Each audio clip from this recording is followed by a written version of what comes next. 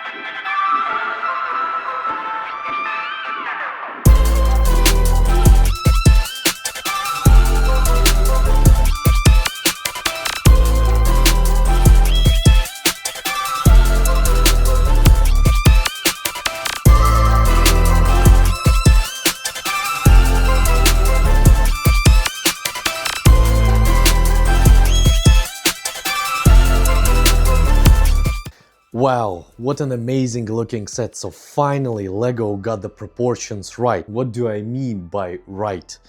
So the previous 911 looked like this.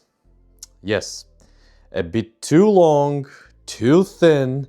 So this was back in the 6-stud era when all of these speed champions were 6-stud versions, and as you can see, it is way off when it comes to the proportions. Way too thin, way too long, and for a while speed champions were all like this, and thank God that Lego decided to go over to the 8 studs, and now the proportions, I would say that those are finally right. And just look how good it looks from all of the angles and sides.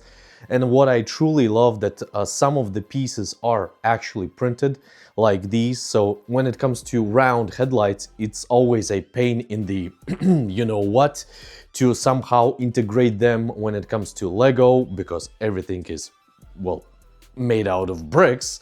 So everything that is round looks way off. So here are a couple of pictures just for you to see how does it look like when you put something round, when everything is surrounded by blocks.